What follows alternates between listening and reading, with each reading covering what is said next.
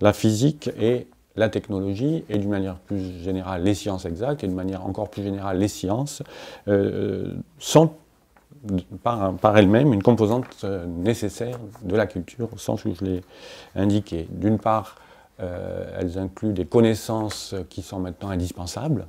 Hein, il faut savoir, tout le monde doit savoir ce que c'est qu'un atome, un noyau d'atome, ce que c'est que l'énergie, ce que c'est que les ondes électromagnétiques, et même plus récemment, on a beaucoup parlé du boson de Higgs, et il est important que dans la culture, ces mots aient une certaine signification, évidemment une petite signification, au même titre qu'un livre de Victor Hugo, ou La princesse de Clèves, ou des choses comme ça. Ça n'est pas la seule composante de la culture. Hein. La culture, ce n'est pas simplement des connaissances sur un peu tout, c'est aussi, et je crois que c'est très important, une valeur de formation de la personne. Et à ce sujet-là, la physique et les sciences exactes en général ont beaucoup à dire, ont beaucoup à former les gens. Donc le rôle de l'expérimentation, le rôle de la curiosité, hein, les gens regarder quelque chose et se demander comment ça marche, quel est le mécanisme sous-jacent, faire des observations, formuler des hypothèses sur ces observations et ensuite faire des raisonnements là-dessus pour aboutir à des conclusions. C'est vraiment la méthode de base de la démarche scientifique, et donc ça doit faire partie de ce que toute personne doit avoir en tête. Faire appel au raisonnement logique, au raisonnement basé sur les mathématiques, même si c'était mathématiques très simples, la règle de 3 ou des choses comme ça, mais faire une construction logique, sérieuse, solide. Et enfin, confronter ces conclusions à la réalité, et si ça ne colle pas à la réalité, évidemment, changer son fusil d'épaule et essayer de faire autre chose. Donc cet aspect aller-retour entre la réalité et le raisonnement logique est vraiment une valeur de base qui devrait être partagée par tous. Hein. Et je pense qu'on est assez loin du compte en ce moment. Le rationalisme, d'une manière générale, est quelque chose qui, il me semble, recule plutôt que progresse en ce moment. Ce n'est donc pas de la vulgarisation. Hein. La vulgarisation, même si ce mot est tout à fait honorable, hein, c'est une activité importante à faire, mais il n'y a pas que cet aspect-là. Il faut vraiment inciter, je pense, sur la pratique scientifique elle-même en tant que valeur. Et donc, si on se pose maintenant la question de le mettre, cette culture à l'école, hein, comment la faire, l'insérer dans les programmes, et dans les discours des professeurs et des enseignants, eh bien donc, il me semble que dès le début, ça doit être important. Alors c'est effectivement le cas, vous savez, la main à la pâte ou les choses comme ça sont dans cette démarche-là, dès le début de l'enseignement. Ensuite, la question se pose de savoir quelle importance accorder à cette partie-là dans l'enseignement des sciences. Parce qu'il y a une sorte de dichotomie hein, dans l'enseignement de la physique et des sciences en général.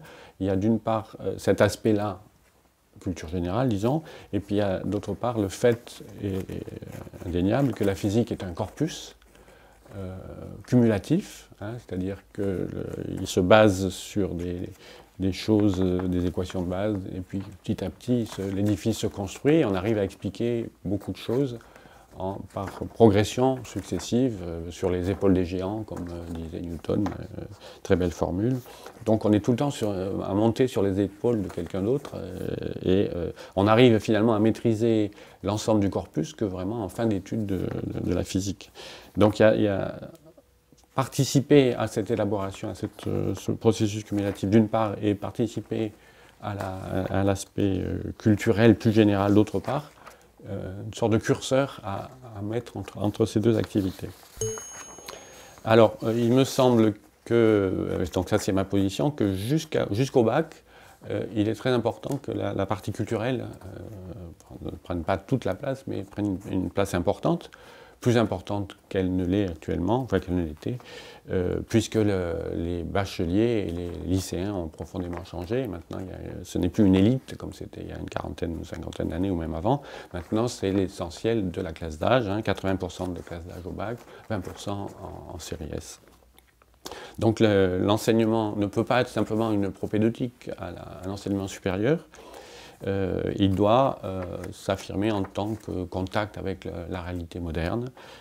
Bon, il y a une désaffection pour les sciences, il faut essayer de combattre ça, et il me semble que justement parler de sujets plus modernes que simplement la physique du 19e siècle, comme on avait un peu tendance à le faire avant, me paraît une manière d'attirer les jeunes, en faisant appel aussi à leur expérience quotidienne. Et donc ça, c'est l'aspect technologie, hein, il y a des trésors d'enseignement à faire sur le GPS, sur les téléphones portables, les technologies de l'information, etc. Toutes les choses qui sont le vécu quotidien des lycéens et ensuite des étudiants. Un autre point important, c'est l'aspect Internet, l'aspect accès à la documentation. Cet aspect-là est de plus en plus prédominant dans les activités de nos jeunes. Et donc il faut les aider à faire le tri là-dedans. Donc dans cette formation culturelle aux sciences, il y a aussi une approche critique de l'accès à la documentation. Ça doit être une composante très importante. Alors à l'université maintenant, puisque c'est le cœur du sujet, donc le curseur forcément doit changer de place parce que l'enseignement universitaire est forcément plus spécialisé. Les gens ont une visée de carrière éventuelle dans les disciplines scientifiques et les professions scientifiques, même si ça n'est pas toujours le cas. Il faut aussi tenir compte de ceux qui commencent un enseignement scientifique mais qui feront tout autre chose après.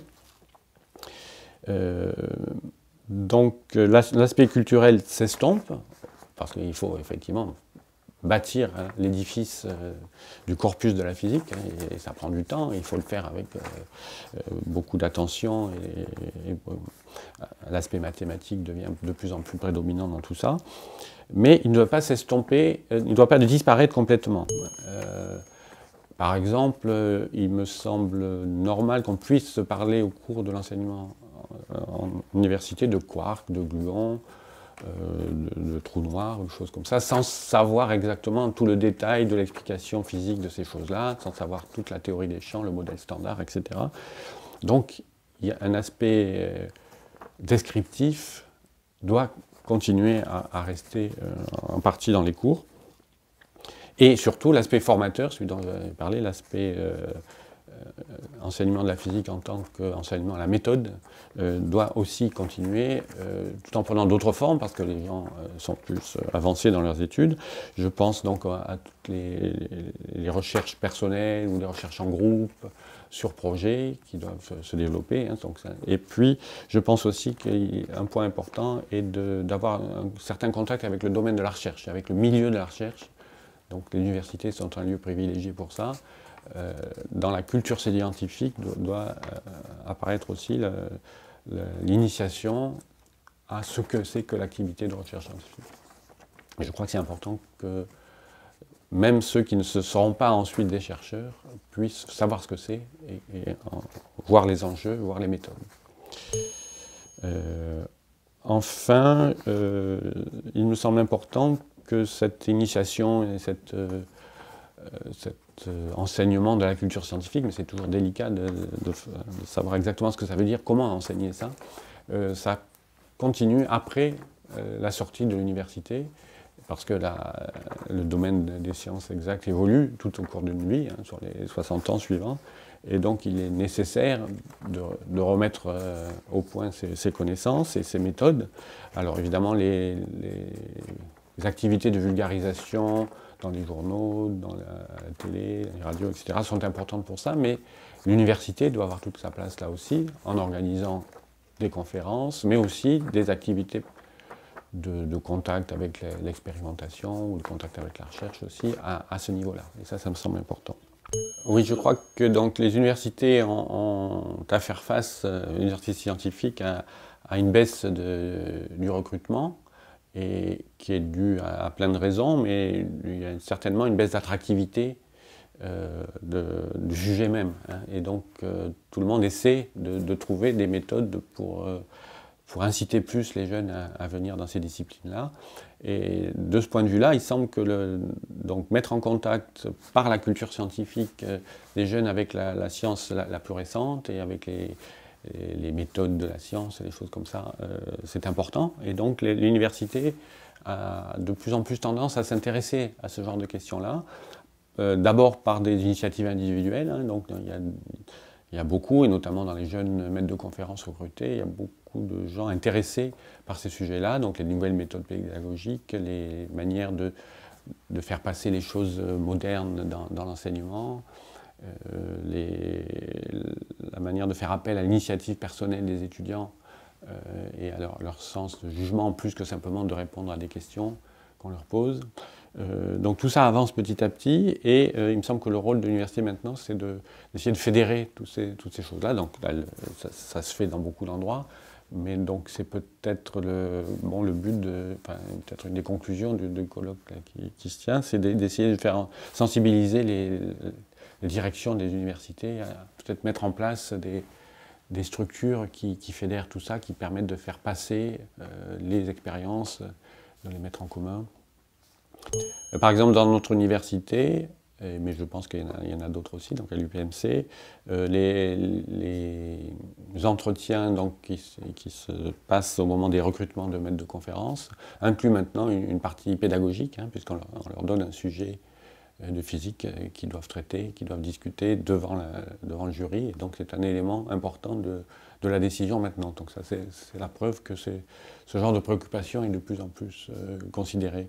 De la même manière, donc, les SP, donc les nouvelles structures de formation des professeurs qui se mettent en place cette année, sont des structures dans lesquelles il y a à la fois une partie professionnelle de l'enseignement, donc une partie pédagogie, et une partie matière. Donc c'est une composante de l'université qui est, me semble-t-il, un levier important pour faire passer ces choses-là. Et en particulier donc de sensibiliser les nouveaux maîtres de conf, et aussi les anciens et les profs, à cette dimension donc de l'enseignement et de cet aspect culturel qui est souvent, disons, mis un petit peu de côté au profit donc, de l'enseignement plus traditionnel, basé sur les mathématiques et basé sur l'accumulation qu'on fait en général.